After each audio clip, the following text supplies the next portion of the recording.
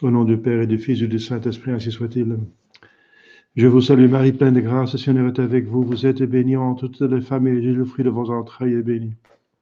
Sainte Marie, Mère de Dieu, priez pour nos pauvres pécheurs, maintenant et à l'heure de notre mort, ainsi soit-il. Cœur sacré de Jésus, ayez pitié de nous. Saint Joseph, priez pour nous. Nos saints anges gardiens, veillez sur nous. Nos saints patrons, priez pour nous. Saint Philippe et Saint Jacques, priez pour nous. Au nom du Père et du Fils et du Saint-Esprit, ainsi soit-il. Voilà. Saint Jacques et Philippe sont les saints d'aujourd'hui, selon le mystère de 62, bien sûr. Voilà, donc s'il y a des questions, n'hésitez pas à les poser. Je répondrai après le chapitre. Voilà, bonsoir. On continue avec le catéchisme sur les moyens de grâce, la prière.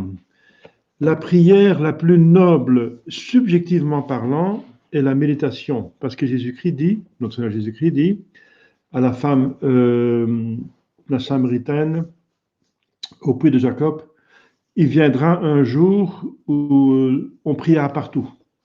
Et on priera en esprit et vérité. En esprit, ça veut dire avec notre âme, c'est notre esprit, donc avec esprit, notre âme, intelligence, mémoire, volonté. Donc c'est la méditation. C'est méditer, c'est purement avec l'âme. Méditer. Méditer en état de grâce, bien sûr, sinon on ne mérite pas. Et la prière étant des actes de foi, d'espérance, de charité. C'est un acte de foi parce qu'on s'adresse à Dieu. Hein, on ne peut pas prier, pas parler avec celui qu'on ne croit pas exister, n'est-ce pas? Donc forcément, la prière, c'est un acte de foi en l'existence de Dieu et qu'il est bon, il veut donner, qu'il est puissant, qu'il peut donner. C'est un acte d'espérance parce que justement, on demande par la prière le ciel et les moyens pour y aller, et on remercie le bon Dieu, et on demande pardon de des péchés, et on demande toutes les grâces dont on a besoin, dans les besoins naturels et surnaturels, dans les deux niveaux dans lesquels nous vivons. Et donc voilà, donc c'est la prière. Et par excellence, elle est subjectivement la prière la plus intime, c'est la méditation qui conduit à la contemplation.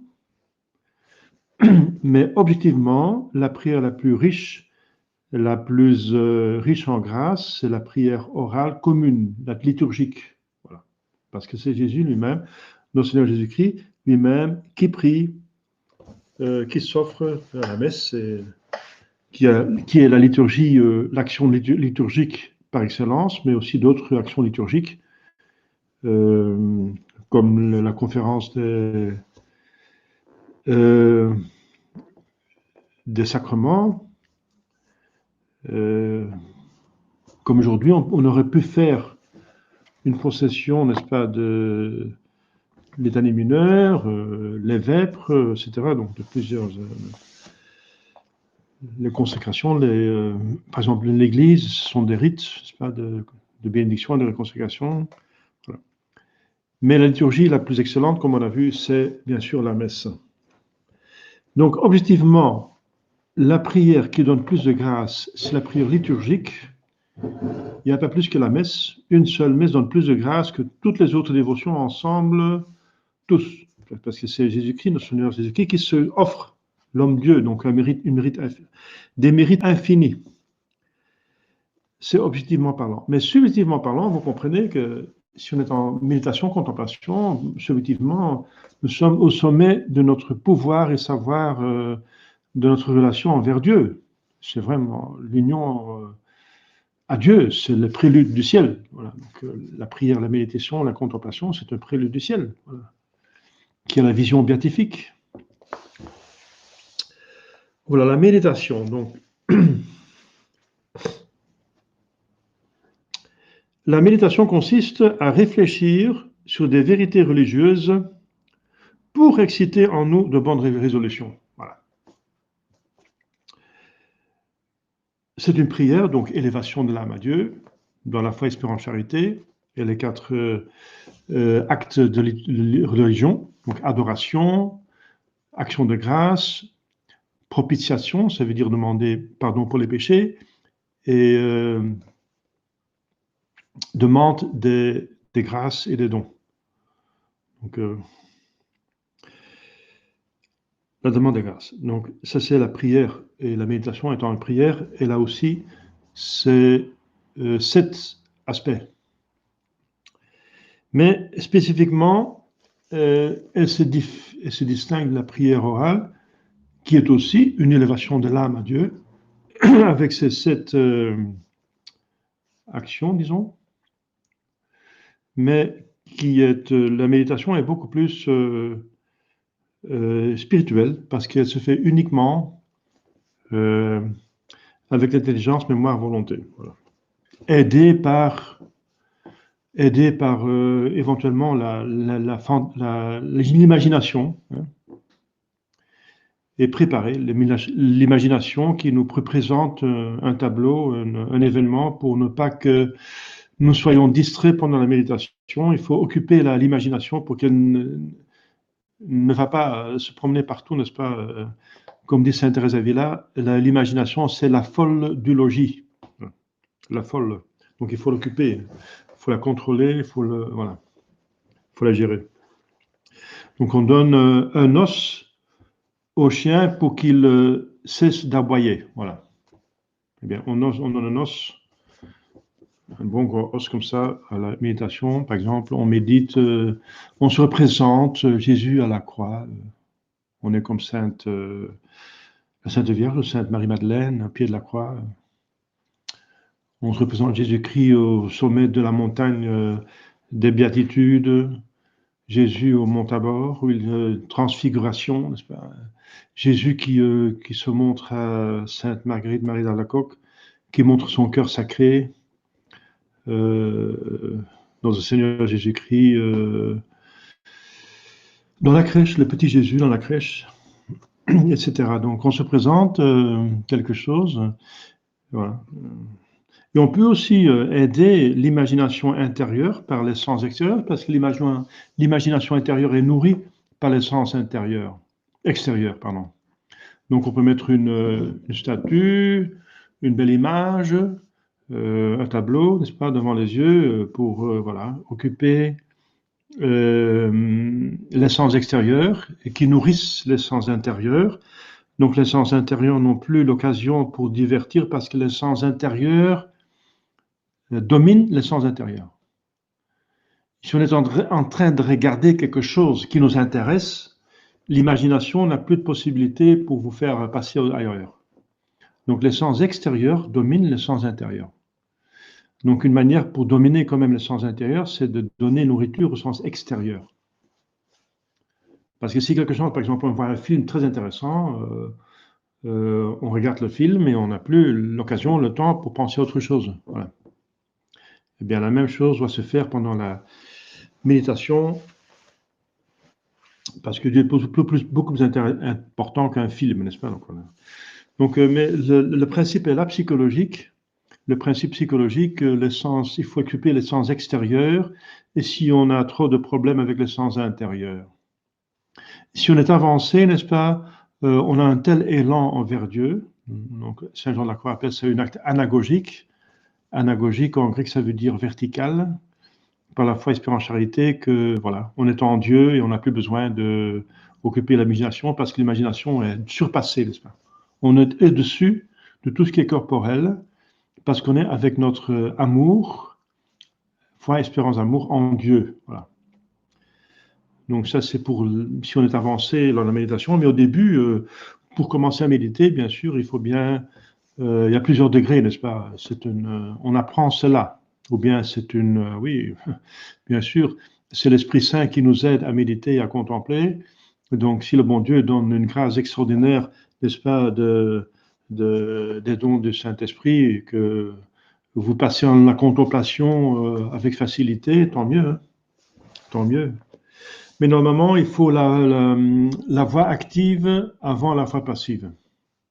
La voie passive, ça veut dire que Dieu prend l'initiative. Ça demande d'abord la voix active, la voix, l'agir actif, n'est-ce pas? Voilà. Il y a la nuit des sens et la nuit de l'esprit. Donc les sens et l'esprit sont préparés à se concentrer uniquement à Dieu.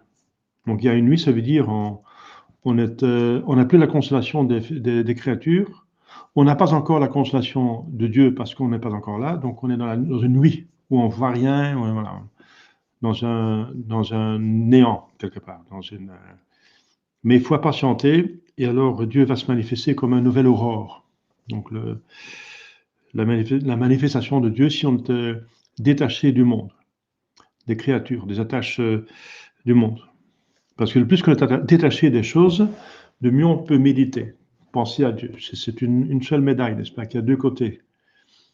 De plus qu'on est détaché du monde, de plus qu'on peut aimer Dieu, n'est-ce pas?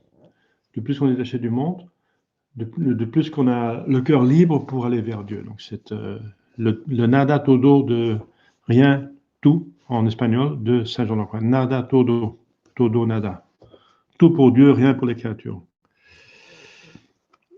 C'est une loi spirituelle.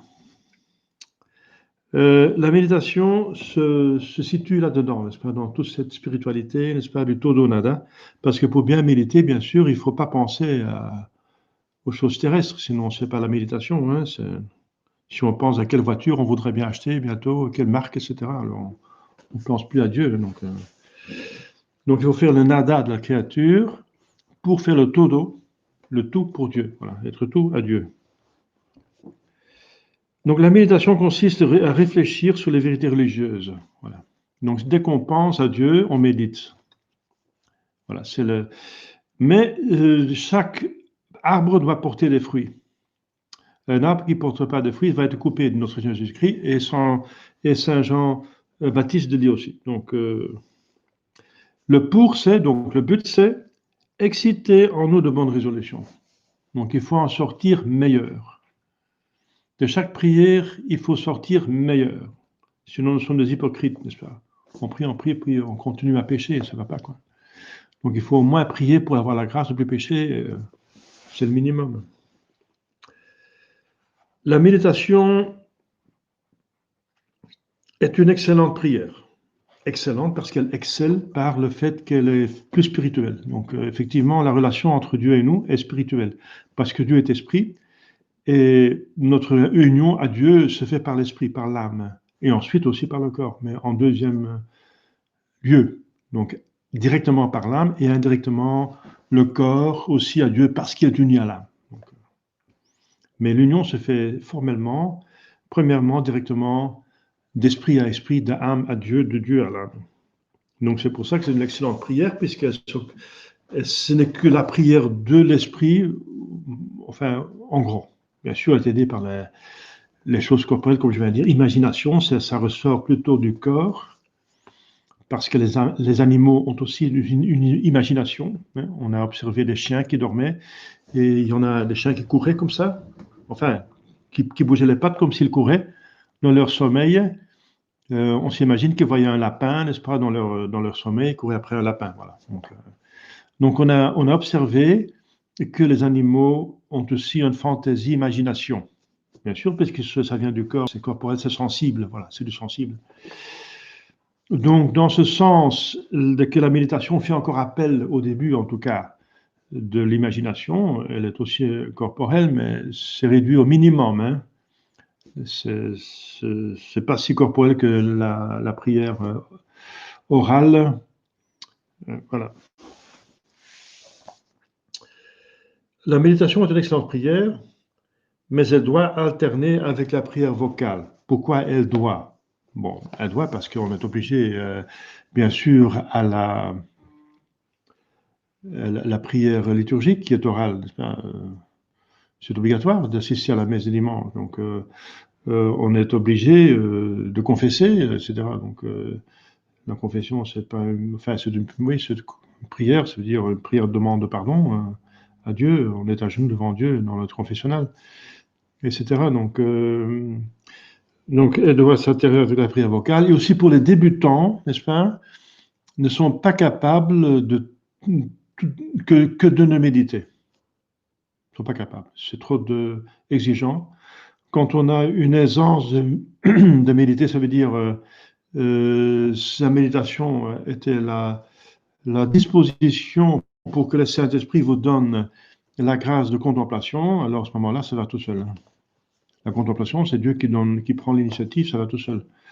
Donc ça demande plus d'efforts et alors on peut méditer, contempler toute la journée. C'est comme font les ordres contemplatifs, n'est-ce pas? C'est la vocation des carmes, des carmélites, des chartreux, etc., qui prient toute la journée. Mais même les chartreux prient le bréviaire, c'est encore un prière oral. Donc, elle doit alterner avec la prière vocale. Pourquoi? Parce que, voilà, donc elle est obligatoire, la prière liturgique est orale et est obligatoire. Deuxièmement, parce que les gens ne sont pas capables la plupart des gens ne sont pas capables de tout le temps méditer et que de méditer. Donc, alors, si on ne peut pas méditer et notre Seigneur demande de prier toujours, de toujours prier continuellement, le plus possible, donc, ça veut dire que si on n'arrive pas à méditer, on retombe sur la prière orale qui est très facile. Très facile. Le chapelet est un moyen que notre bonne mère a donné à notre disposition pour tous les maux, pour obtenir toutes les grâces. Et c'est parce que c'est une prière qui est à la portée de tous, même les petits-enfants. Les gens les plus simples peuvent donc prier le chapelet. C'est une prière orale. Et ensuite, parce que pour la méditation, il faut quand même un minimum de circonstances propices. On ne peut pas méditer en pleine rue, aux Champs-Élysées. Si on se promène aux Champs-Élysées, on ne peut pas méditer. Il y a trop de monde, n'est-ce pas? S'il y a trop de monde dans la ville. Mais on peut faire une prière vocale, oui. On peut y réciter, c'est plus facile. Mais pour la méditation, il faut un petit peu le calme, ne pas être distrait, dans une chambre, quelque part, dans une chapelle. Donc il faut des circonstances qui ne sont pas toujours possibles. Et puisqu'on veut quand même prier, alors on est obligé de retomber sur la prière fondamentale, c'est la prière, la première prière. Niveau de prière, c'est la prière vocale. Et la méditation, contemplation, voilà. Ensuite, vision béatifique, et c'est pour le. Donc il y a plusieurs degrés de prière. Eh bien, on retombe toujours dans ce premier degré si la méditation est devenue trop difficile. Par la méditation, nous obtenons des grâces actuelles et nous parvenons à la perfection. Oui. Quand on s'approche du feu, on est éclairé et réchauffé. La méditation est fondamentalement des actes de foi, d'espérance et de charité. La foi unit l'intelligence à Dieu, l'espérance unit la mémoire à Dieu et l'amour de Dieu unit la volonté à Dieu.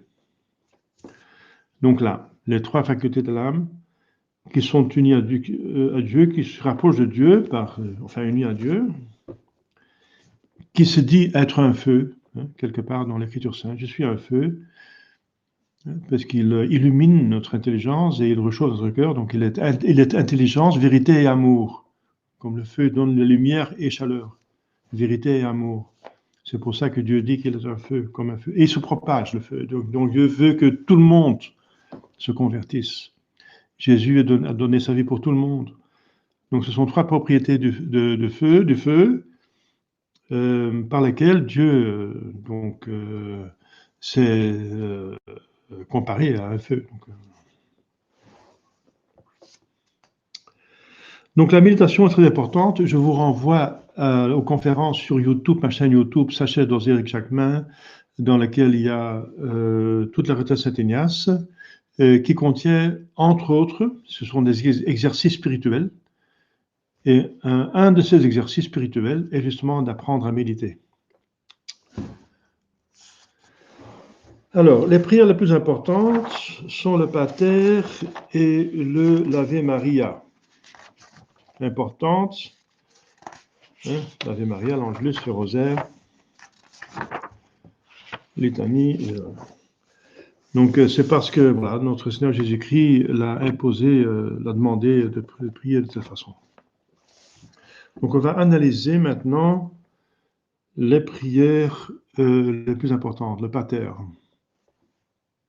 Donc, c'est une partie, normalement, de tout catéchisme. Après avoir analysé et expliqué les sacrements, d'expliquer le Pater et l'Ave Maria. Le Pater, donc notre Père qui est aux cieux, notre Père, s'appelle aussi l'oraison dominicale. Dominicale de Dominus, ça veut dire le Seigneur, l'oraison du Seigneur. Parce que c'est notre Seigneur Jésus-Christ qui nous l'a enseigné. Comme par exemple la messe dominicale, c'est la messe du Seigneur, c'est la messe qu'a imposée Jésus pour aller à la messe le dimanche, la messe dominicale du Seigneur. Mais c'est aussi la messe du Seigneur parce que c'est dans la messe que notre Seigneur Jésus-Christ s'offre, n'est-ce pas, renouvelle son offre, son holocauste, son sacrifice. Le Notre Père est la plus excellente de toutes les prières car il se distingue des autres par sa vertu, sa simplicité et la richesse de ses pensées. La plus grande vertu parce que nous prions non seulement au nom de Jésus-Christ, mais avec les propres paroles de divin Sauveur, dit Saint Cyprien. Dieu aime à entendre le Pater parce que c'est la prière du Seigneur. Le Pater est aussi la plus simple de toutes les prières. C'est le langage simple et le langage du cœur. Celui qui prie avec instance ne dit pas beaucoup de paroles et Jésus-Christ nous le montre au Jardin des Oliviers. Le Pater est bref en paroles, mais riche en pensées, dit Tertullien, le père d'Église. Riche en pensées. Eh bien, parce qu'on va un petit peu voir toutes ces demandes, le Pater nous fait demander tout ce qui est nécessaire. Nous fait faire tout ce qui est nécessaire dans la prière. Le Pater se compose d'une invocation, de 7 demandes et du mot Amen. Ainsi soit-il. Alors, l'invocation, notre Père, nous met dans la véritable disposition requise pour la prière. Elle élève notre esprit vers Dieu et réveille notre confiance en lui. Notre Père qui est aux cieux. Donc, puisque la prière est une élévation, Jésus nous fait penser à Dieu qui est dans le ciel. Quoique en soi, Dieu est partout. Il est partout. Mais on pense à Dieu dans le ciel pour 2 raisons. Parce qu'alors on peut plus facilement élever notre âme et détacher des choses du monde. On s'élève au-dessus du monde. Et deuxièmement, parce que le ciel éthérique, où sont les saints et les anges, est au-dessus de l'univers. Voilà. Et l'enfer est plutôt en dessous de la terre. Voilà. Si on voit l'Écriture sainte, n'est-ce pas, la terre s'ouvrait et les personnes tombaient dans l'enfer. Aussi, notre Vierge Maria Fatima ouvrait la terre dans une vision qu'elle montre aux petits enfants, les petits bergers, et ils voient l'enfer dans la terre. Voilà. On sait qu'il y a du feu dans la terre, il y a le feu des volcans. Mais le ciel est donc au-dessus de l'univers. Le ciel qui sera alors une place, parce qu'il y a des corps, il y a le corps de notre Jésus-Christ et le corps de la Sainte Vierge Marie.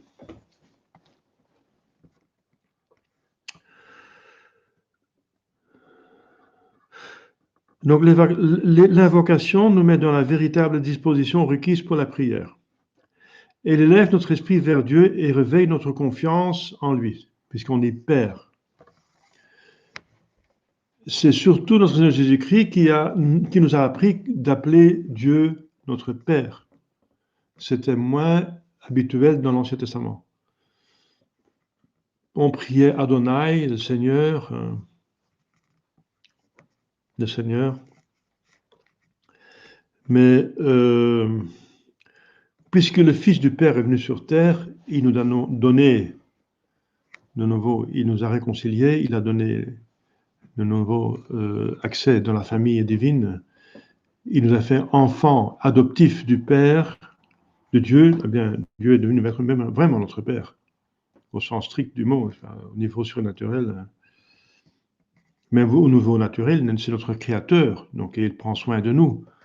Nous, dans ce sens, il est aussi Père, hein, de notre nature, mais aussi notre surnature, notre appellation au ciel, notre vocation d'aller au ciel.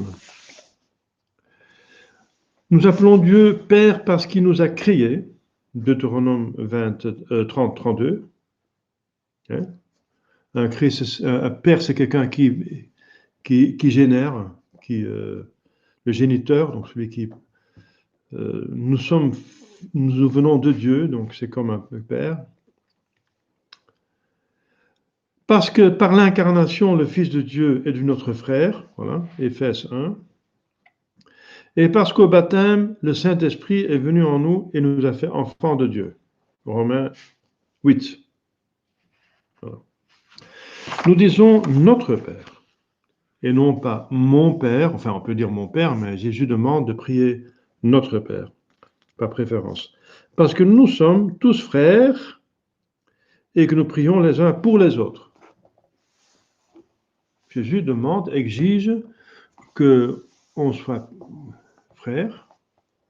C'est pour ça que notre Jésus-Christ dit que si vous avez pensé, si vous avez quelque chose contre vous, allez d'abord vous concilier et venez après prier. Si vous venez prier, allez d'abord vous réconcilier avec votre frère. Donc d'abord mettre... voilà. Et aussi, nous demande à Dieu de pardonner nos offenses comme nous pardonnons à ceux qui nous ont offensés. Donc la relation avec nos frères, avec les autres hommes, est directement liée et connectée et proportionnée à notre relation à Dieu. Dieu ne nous accepte pas si on n'accepte pas ses enfants. C'est normal quelque part. Donc c'est pour ça qu'on doit prier notre Père. Parce que si on dit notre Père, on prie aussi implicitement pour les autres. Nous disons qui êtes aux cieux, parce que Dieu, bien que présent partout, ne se fait voir que dans le ciel. Par exemple, si Jésus est baptisé, il y a la voix du Père qui se fait entendre à partir du ciel. La même chose sur le mont Tabor. Et le ciel est immense. Hein. La Terre est limitée, mais l'univers est immense. Donc c'est plus facile pour penser à Dieu, n'est-ce pas, qui est immense, si on voit le ciel, le firmament. Le soleil fait aussi penser à Dieu, puisque c'est un grand astre qui donne la lumière et chaleur, et quand il se lève, on se réveille, et le soleil donne la vie. S'il n'y a pas de soleil, aucune plante peut... Si une plante n'a pas de lumière, elle ne peut pas pousser. Donc dans le ciel, il y a le grand symbole de Dieu, n'est-ce pas, le soleil,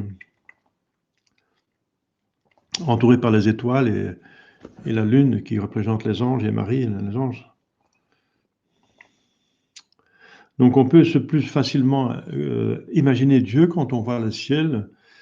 Voilà. Et Dieu aussi, il parle à partir du ciel. Hein. Un ange qui descend du ciel, etc. Qui est envoyé par Dieu.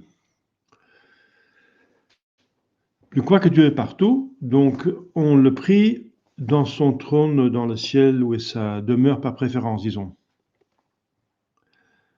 Dans les premières demandes, nous demandons la glorification de Dieu. Donc d'abord, on le salue. Hein. C'est une adoration, notre Père qui es aux cieux. Notre Père, on reconnaît comme créateur, notre Père. Et reconnaître quelqu'un comme créateur, c'est l'adorer. L'adoration, c'est reconnaître que comme créateur. Donc d'abord, on adore. Et si on rencontre quelqu'un, et la prière, c'est la rencontre avec Dieu, c'est se mettre en communication avec Dieu. Si on rencontre quelqu'un, on dit bonjour. La première chose qu'on dit, c'est bonjour. Voilà, on salue. Bonjour monsieur, madame, mademoiselle, monsieur, jeune homme, etc. Hein? On salue. Eh bien, d'autant plus si on rencontre un personnage si important comme Dieu, n'est-ce pas? Alors on salue Dieu, notre Père, qui est aux cieux, et ensuite on demande donc sa glorification. Parce qu'on aime Dieu, alors on veut son bien. Le seul bien qui peut encore augmenter de Dieu, parce qu'il est tout bien, on ne peut pas augmenter le bien de Dieu en soi, mais le seul bien qu'il peut encore avoir de plus, c'est qu'il soit plus glorifié sur terre, plus connu, plus aimé. Donc, puisqu'on aime Dieu, c'est notre office le plus important, c'est notre amour de Dieu qui va déterminer notre éternité, eh bien, nous demandons sa glorification. La première demande signifie, votre nom soit sanctifié, ô Dieu, faites que nous reconnaissions et honorions toujours davantage votre majesté. Que votre nom soit sanctifié. Que nous, ça veut dire tous les hommes, connaissions et honorions toujours plus votre majesté. Car la gloire de Dieu est le but de toute création. Et la gloire de Dieu se fait dans la bonté de Dieu qui agit, n'est-ce pas, qui organise le ciel pour les créatures. Donc la gloire de Dieu, c'est le salut des âmes. Le salut des âmes est la gloire de Dieu. Donc ça veut dire aussi aider la diffusion de la vraie religion. Ça veut dire aussi, donnez-nous des hommes capables qui contribuent à répandre la sainte religion. En particulier, un pape, on en a besoin, combien d'autres? Des évêques, des prêtres, de bons missionnaires, des prédicateurs de l'Évangile, aussi de bons écrivains, de bons rédacteurs, de dignes souverains, représentants du peuple, des bons pères et des mères de famille, et des enfants pieux, vertueux. Donc une chrétienté, quoi. La floraison de l'Église. Dans les trois demandes qui viennent ensuite, nous demandons la félicité éternelle, la grâce de Dieu pour accomplir la volonté divine et ce qui est nécessaire à l'entretien de notre corps.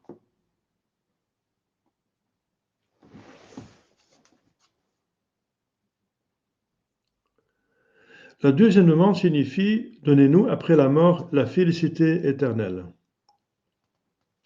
Que votre règne arrive. Le règne de Dieu, eh bien, c'est le ciel. Et le règne de Dieu sur terre, c'est l'Église. Et le but de l'Église, c'est amener les âmes au ciel. Le règne de Dieu, c'est le ciel, et le ciel qui va venir sur terre, après le jugement général, c'est dans l'Apocalypse. Donc la terre va être purifiée. Que votre règne arrive. Notre Père qui es aux cieux, votre nom soit sanctifié, que votre règne arrive.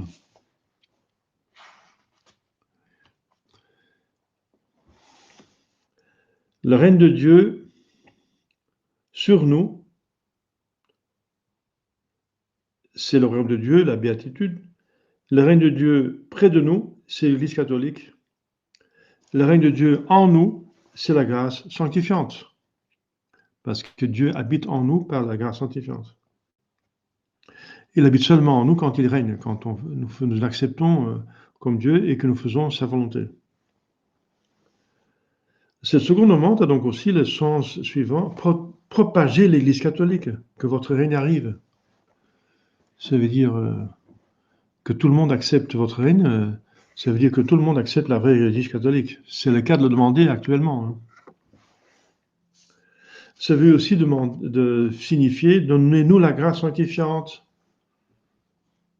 que tout le monde se convertisse, que tout le monde devienne de bons chrétiens, que tout le monde aille au ciel.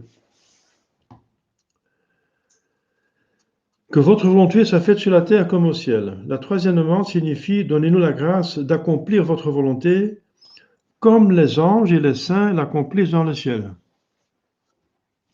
Ça, c'est magnifique. Figurez-vous que tout homme sur terre fasse la volonté de Dieu comme les saints le font dans le ciel. Alors, il y aura une chrétienté extraordinaire. Ce serait comme un paradis terrestre. Bien sûr, il y aura toujours la croix quotidienne, mais pour le reste, il y aura beaucoup de bénédictions, de bonheur, de félicité, même temporelle. Mais c'est surtout en vue, bien sûr, du ciel qu'on demande encore. Donnons-nous la grâce d'accomplir votre volonté en toutes choses. Donc, on demande finalement la sainteté, la perfection. Jésus nous dit, soyez parfaits comme votre Père céleste est parfait. Et si notre Jésus-Christ nous demande quelque chose, c'est qu'on est capable de le faire. Il ne demande pas des choses impossibles. Ici, on demande la grâce d'être parfait, que en nous et autour de nous et dans le monde entier, dans toute la création, la volonté se fasse comme dans le ciel. Ça veut dire qu'il n'y a plus de non ou de oui mais. Que tout le monde fasse la volonté de Dieu, comme les animaux, les plantes et les minéraux font la volonté de Dieu. Le problème vient des êtres doués, des créatures douées de volonté libre et qui en abusent. C'est ça le problème. Donc on demande la grâce, n'est-ce pas, et l'autre bon Dieu veut bien la donner, puisque c'est pour ça qu'il est venu sur terre pour nous sauver.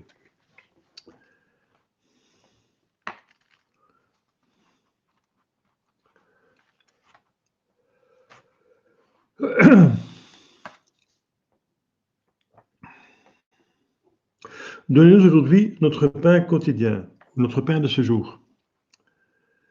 Quotidien en Belgique, de ce jour en France, mais ça veut dire la même chose.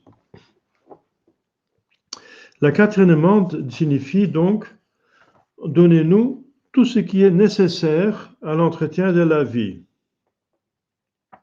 Comme la nourriture, le vêtement, l'habitation, l'aisance, la santé, le travail.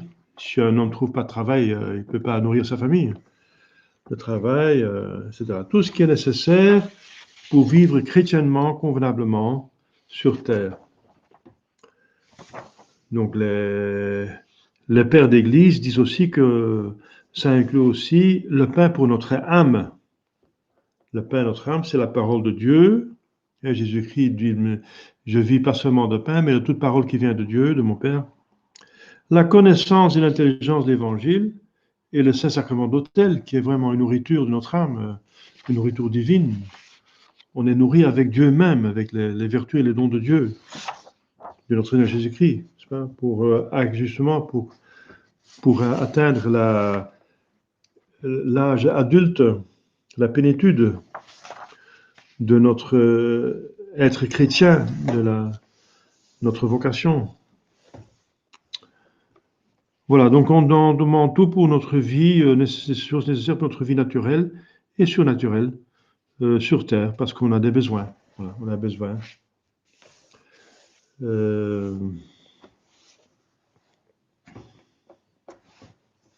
C'est la prière imprécatoire. Donc on demande, après d'avoir adoré Dieu et le remercier pour tous les dons, on demande tout ce dont on a besoin.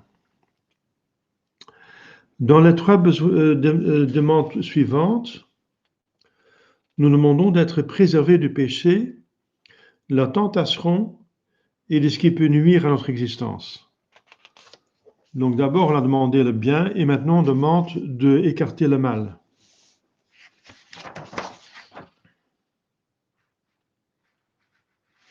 Pardonnez nos offenses, et comme pardonnons à ceux qui nous ont offensés. et ne sait pas succomber en tentation, mais délivre-nous du mal, ainsi soit-il. Voilà. Donc la cinquième demande, pardonne-nous nos péchés. C'est important.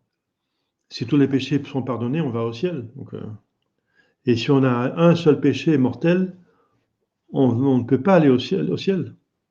Un seul péché mortel dont on n'a pas eu la contrition, on n'a pas demandé pardon, mérite l'enfer pour toujours. Un péché mortel.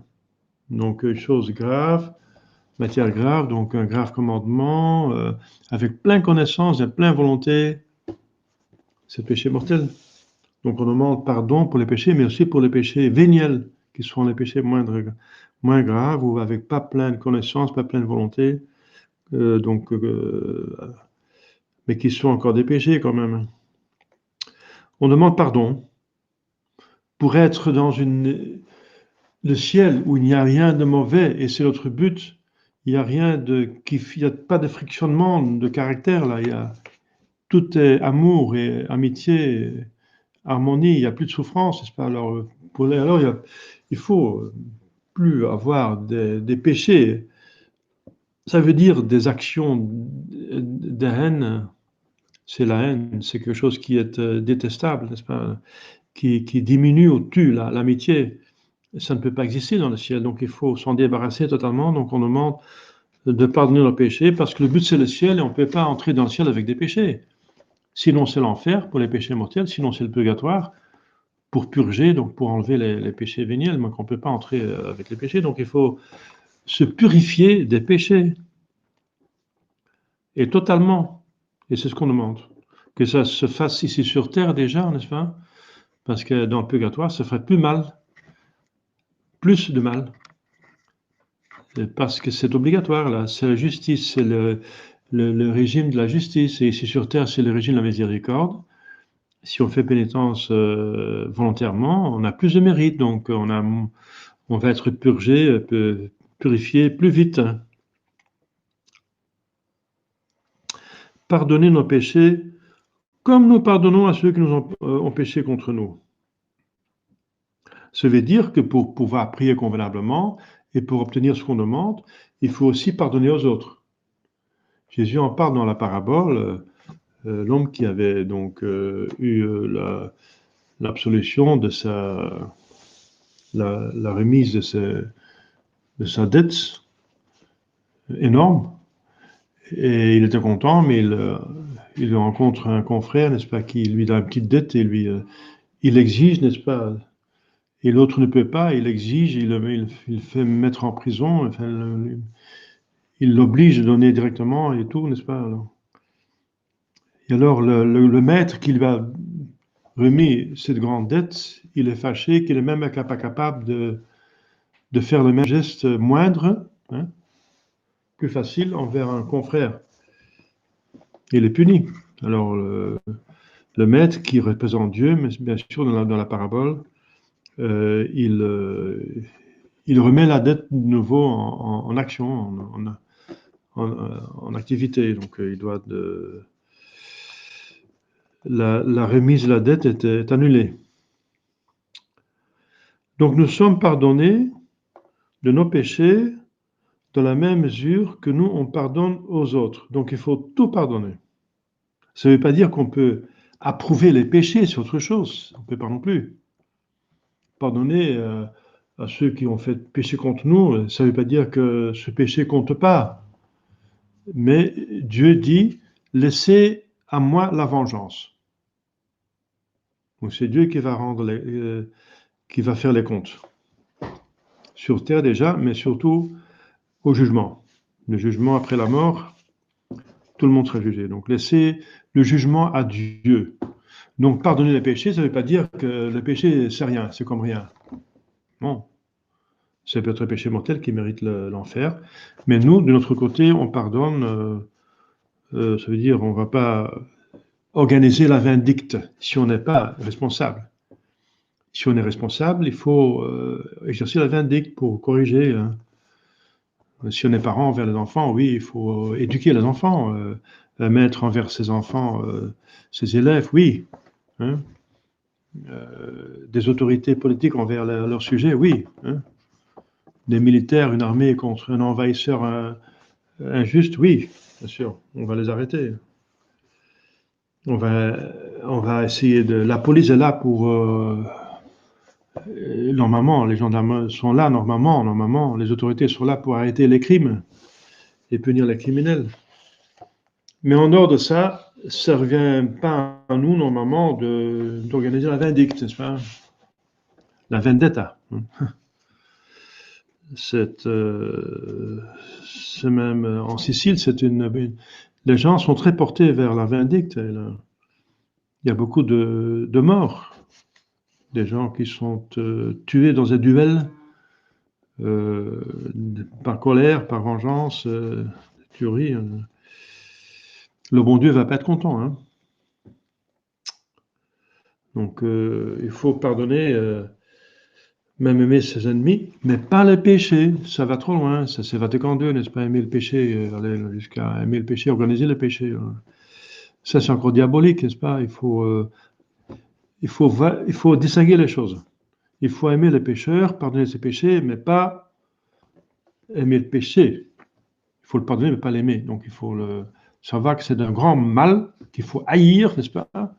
Et qu'il ne faut jamais commettre soi-même. Voilà. Si on voit les autres pécher contre nous, eh bien, il ne faut pas les imiter.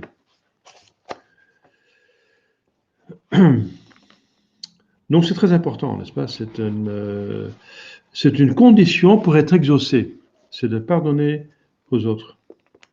Sixième demande signifie ne laissez pas tomber dans la tentation. Et ne nos inducas in tentationem, ne nous induisez pas en tentation. Hein, comme Dieu peut nous mettre dans des circonstances où on est tenté pour nous éprouver. Hein. Comme Jésus était conduit par l'Esprit Saint dans le désert pour bien sûr venir, mais aussi pour être tenté par le diable. Eh bien, on demande d'éloigner les tentations auxquelles nous pourrions succomber.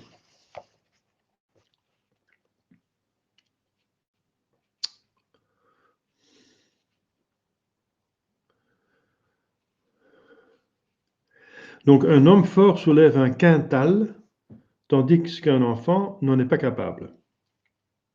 En grand poids, ça dépend de la force, bien sûr, de l'homme. Aussi, on peut, avec le secours de Dieu, résister à une tentation à laquelle un autre succombera, ou nous-mêmes, quand on était plus jeune ou plus faible. Donc, nous demandons d'être délivrés tout à fait des tentations, car on ne demande pas d'être libre de toute tentation, parce que c'est pas possible, puisque le diable, il a encore accès, permission d'agir sur la terre, justement pour éprouver les gens. Saint Paul dit, si un soldat n'a pas combattu, qu'est-ce qu'il a prouvé? Il n'a rien prouvé. Donc, on prouve sa fidélité dans les difficultés. Mais on demande les tentations qui sont trop fortes, n'est-ce pas, desquelles Dieu sait en avance qu'on va tomber. On demande de les éloigner, c'est là, n'est-ce pas? Il est de nous comme d'un écolier. Un examen lui est pénible, mais sans cette peine, il n'aura pas de bonnes notes. Donc, il ne veut pas que l'examen soit enlevé, mais il demande que, s'il a fait son possible, que le maître ne pose pas des questions à laquelle il ne peut pas répondre. S'il a fait son possible, ou bien, et s'il sait assez, bien sûr, pour avoir réel droit au diplôme. Hein.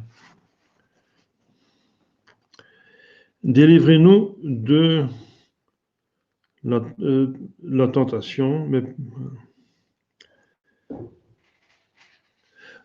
Donc, la demande n'est pas... Cette sixième demande ne veut pas dire « délivrez-nous de toute tentation », puisqu'on ne peut pas être sauvé sans avoir remporté la victoire sur la tentation, sans avoir mérité.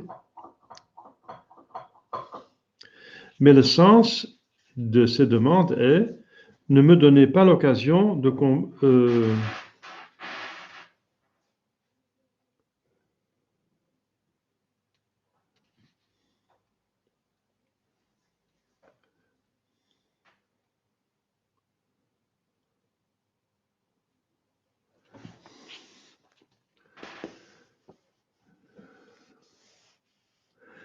Elle veut dire, cette demande, ne nous retirez pas la force de combattre la tentation, ou bien ne permettez pas les tentations auxquelles nous pourrions succomber. C'est ça que ça veut dire. Mais les tentations sont nécessaires pour que nous prouvons à Dieu que nous l'aimons. La septième demande signifie, mais délivrez-nous du mal, ainsi soit-il, délivrez-nous du mal, écartez de nous tout ce qui pourrait être nuisible à notre vie. Nuisible. Aux deux niveaux de vie, la vie naturelle et la vie surnaturelle. Mais la vie surnaturelle est plus importante.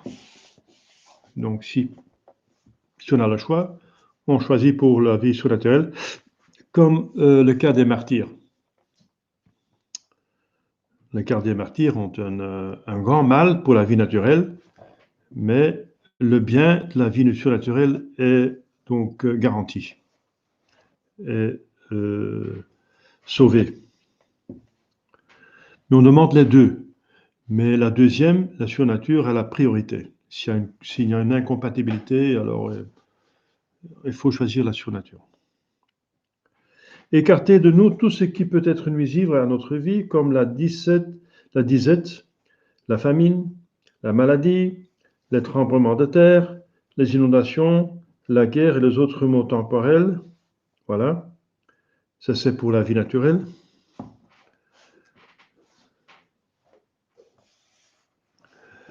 À la béatitude éternelle est opposé le péché qui nous rend malheureux pour l'éternité.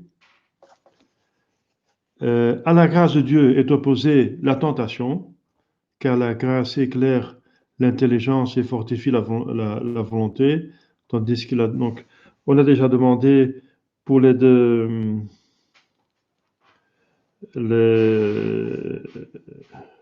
les mots surnaturels, on a déjà demandé par les autres demandes.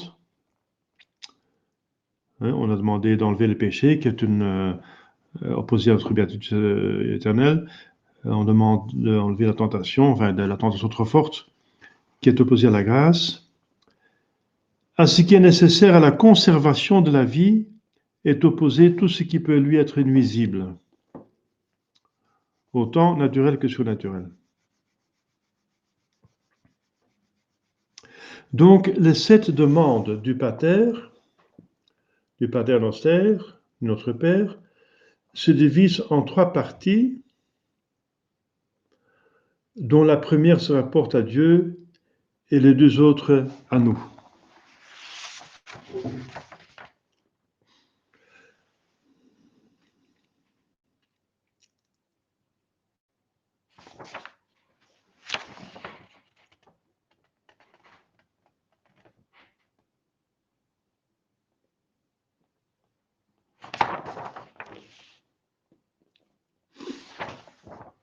Donc on demande d'abord le bien et ensuite l'écartement du mal. Alors le mot ainsi soit-il ou amen, amen c'est le mot hébreu. Hein. Il y a quelques mots hébreux de notre religion. Dans la messe par exemple, il y a 3 langues. La messe c'est en gros partie en latin, mais il y a quelques mots en grec comme Kyrie eleison, Christe eleison, il y en a encore, me semble. Le hébreu, c'est Amen, Alléluia, Epheta, lors du...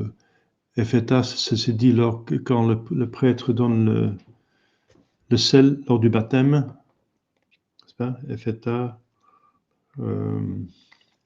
Donc il y a quelques paroles, quelques mots encore en grec et en araménien, en hébreu, biblique, le hébreu biblique. Mais donc la plupart est en latin. Mais Amen, c'est un des rares donc, mots en hébreu. C'est là, donc ça veut dire ainsi soit-il. C'est la réponse que Dieu fait à celui qui prie. Amen, ainsi soit-il. vraiment votre prière est exaucée, dit le catéchisme romain. Ou bien c'est un souhait que nous disons qu'il en soit ainsi. Hein. Dans les autres prières, ce mot veut dire qu'il en soit ainsi. Ou bien nous vous supplions avec ardeur de nous accorder ce que nous demandons.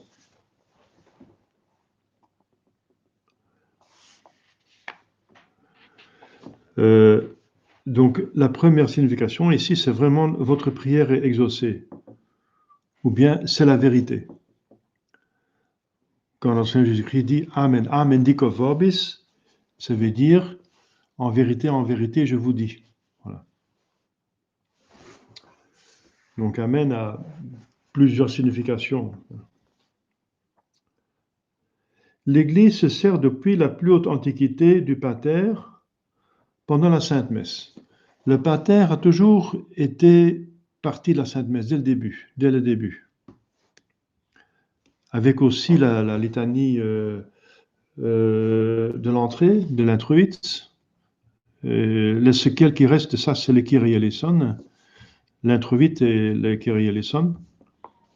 C'est ce qui reste de la litanie d'entrée dans le rite oriental catholique. C'est beaucoup plus encore étendu. C'est une vraie litanie, mais cette liturgie ne dure encore aussi plus longtemps que la nôtre. Donc le pater, c'est avec beaucoup d'autres prières, n'est-ce pas, de la messe, était dès le début une partie intégrante de la Sainte Messe. Dans toutes les messes, il y a le pater. Il n'y a jamais une messe existé de l'Église qu'on sache, aucun formulaire de messe catholique qui n'a pas le pater. Et c'est dans presque toutes les prières publiques, puisque c'est la prière que notre Seigneur Jésus-Christ demande lui-même. Voilà.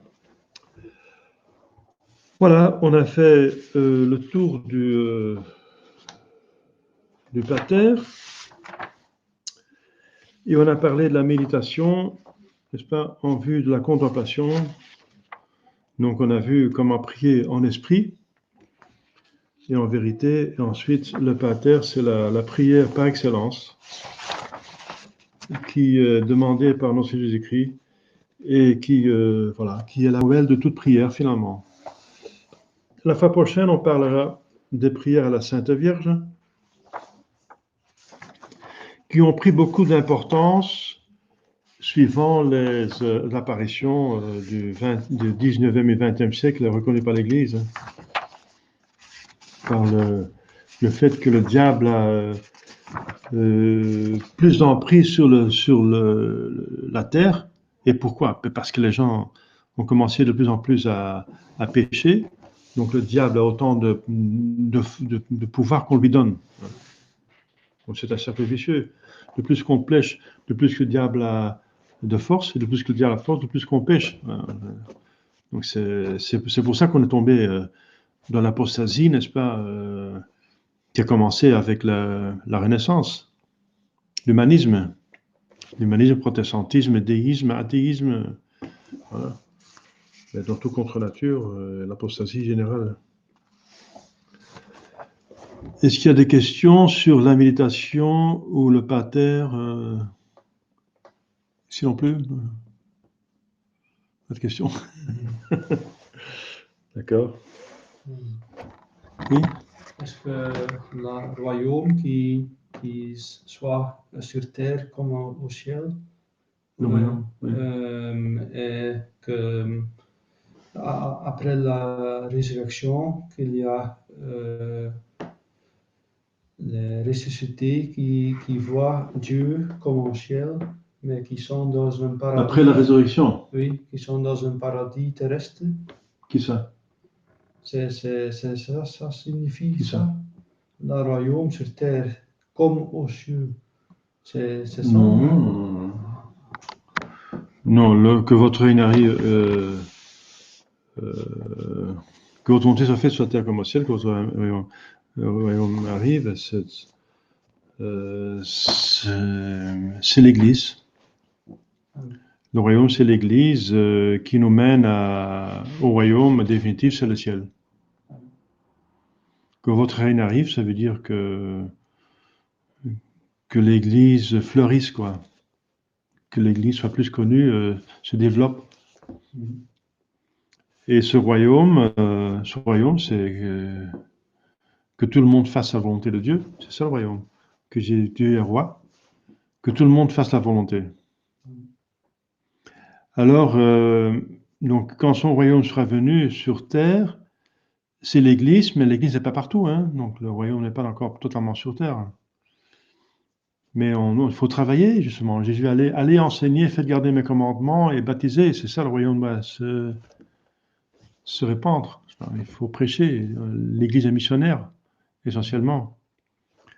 Et c'est ça le royaume qui doit s'épandre. C'est que votre royaume, que votre règne arrive. Voilà, c'est ça. Et le royaume sera est maintenant déjà dans le ciel, ça veut dire que tout le monde fait sa volonté de Dieu, dans ce sens, le royaume, parce que Dieu est toujours roi, hein, même dans l'enfer, il est le roi. Ça veut dire Dieu est roi puisqu'il est Dieu. Alors, dans l'enfer, il règne avec sa justice. Donc, mais le royaume au sens strict ici, ça veut dire que tous les habitants de ce royaume font la volonté de Dieu. Et ce n'est pas encore le cas sur terre, c'est le cas dans le ciel, et ce sera le cas sur terre après le jugement dernier, où il y aura l'Apocalypse dit que le ciel va revenir sur terre. Mais bien sûr, la terre sera purifiée, tout l'univers sera purifié, tout l'univers fera la volonté de Dieu, tous les hommes, tous les anges, et ceux qui ne le font pas sont dans l'enfer. Et l'enfer est fermé. Voilà. Ils sont enfermés comme dans une prison. Voilà. Et encore là, ils font la volonté de Dieu, ça veut dire la volonté, c'est qu'ils souffrent pour expier leurs péchés. Et ils ont besoin d'une éternité pour l'expier, puisque le mal est infini. Le péché mortel a quelque chose d'infini, parce qu'une majesté infinie de Dieu a été lésée, donc il faut une infinité de temps, quelque chose d'infini pour expier un péché infini. Et l'infinité sera dans le temps, et aussi dans le tout, qu'il n'y a rien, ils n'ont aucune consolation. Dans l'enfer, il n'y a aucune consolation, rien de consolation, ça n'existe pas. Donc il n'y a pas la jouissance des créatures, rien. Il n'y a que souffrance. Voilà. Donc ça c'est l'enfer. Et là encore, ils font la volonté de Dieu dans ce sens qu'ils souffrent, qu'ils sont en train d'expier, payer pour le péché. Voilà. C'est la justice qui est satisfaite. Donc encore, il y a la volonté de Dieu qui se fasse, mais partout ailleurs, il y a la volonté de l'amour, en amour, en amitié qui se fait. C'est beaucoup plus beau, n'est-ce pas? L'amour est plus belle que la justice. Bien sûr. Voilà, c'est ça que ça veut dire. Le royaume, ça veut dire que tous les sujets font la volonté du roi. Tous. Et puisque ce n'est pas encore le cas sur terre, on demande que ça se fasse. Que les gens se convertissent, que l'Église, voilà, le royaume de Dieu sur terre, c'est l'Église. Ça veut dire l'Église qui fonctionne bien, la vraie Église, hein, pas l'Église qui se présente comme l'Église, mais qui n'est pas l'Église. Ce sont des hérétiques et schismatiques et des apostats. Ce n'est pas l'Église, ça. Ce sont des tricheurs, ce sont des infiltrés. Donc, mais l'Église, ce sont ceux qui vraiment font la volonté de Dieu. Voilà. Alors, pouvez-vous expliquer la distinction de messe? Ah, oui. Mais ça, oui. Alors, on passe un petit peu en dehors de la... Oui, d'accord. Pourquoi pas. La distinction de messe première classe et deuxième classe, eh bien, c'est l'importance. L'importance. Donc, les premières classes ont plus de solennité que deuxième classe, que troisième classe, et quatrième classe. Quatrième classe, c'est par exemple Notre-Dame au samedi. Il y a les commémoraisons, voilà. Donc il y a plusieurs classes selon l'importance que l'Église porte à certains mystères. Donc, la première classe, c'est les fêtes les plus importantes, les messes les plus importantes, comme Noël, comme Pâques, comme Pentecôte, c'est première classe, hein, comme aussi toutes les fêtes qui sont selon le droit canon d'obligation, mais qui ne sont plus à cause des concordats de Napoléon, comme la fête du 1er janvier, hein, du Saint-Nom de Jésus,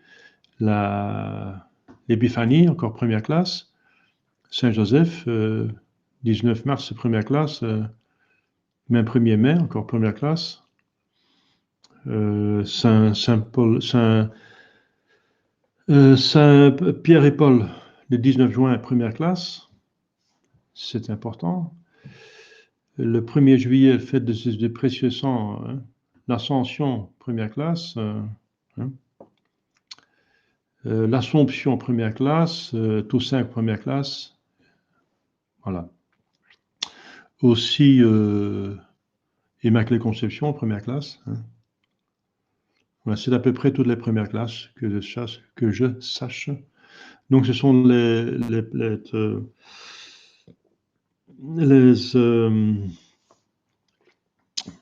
mystères les plus importants. Et la première classe a toujours, sauf si c'est en violet,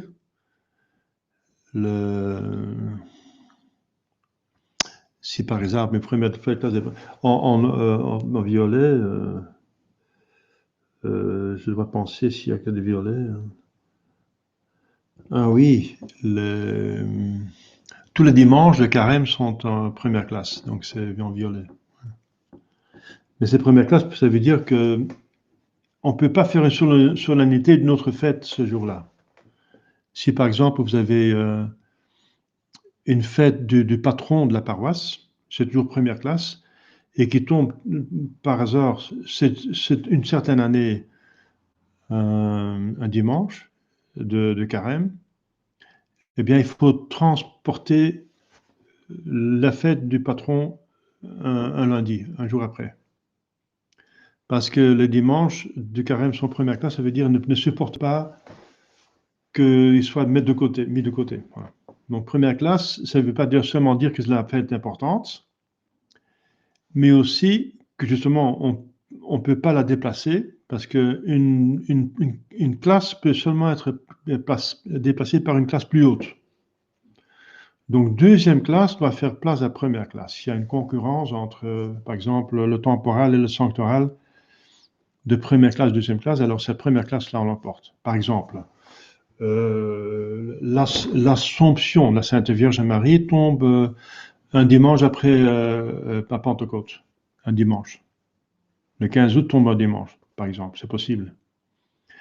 Eh bien, la Sainte Vierge, c'est première classe, et le dimanche Pentecôte, c'est deuxième classe. Donc, à ce moment-là, le dimanche de Pentecôte tombe, et ce jour-là, un dimanche, on va fêter l'Assomption. Voilà. Donc, les classes montrent aussi qu'est-ce qui cède le pas quand il y a concurrence, hein. Et voilà, et ça veut aussi dire la solennité.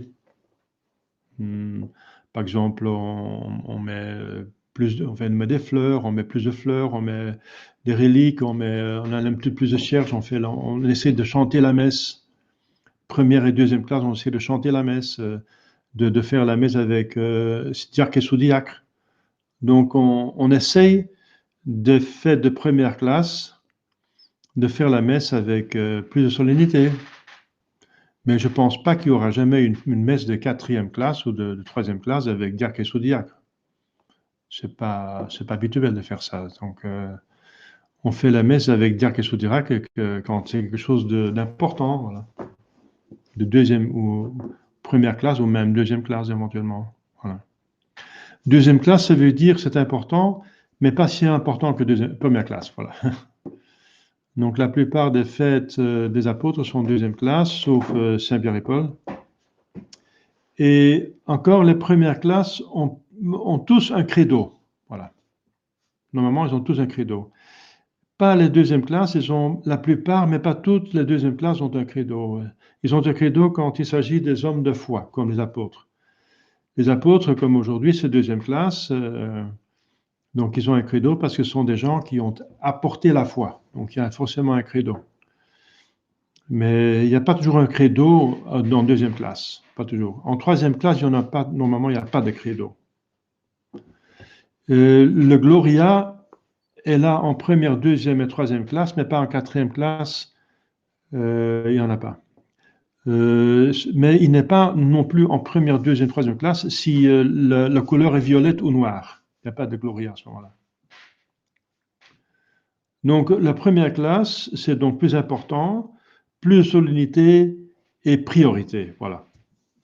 Oui, le premier vendredi en l'honneur de Sacré-Cœur de Jésus, c'est une messe de dévotion de troisième classe.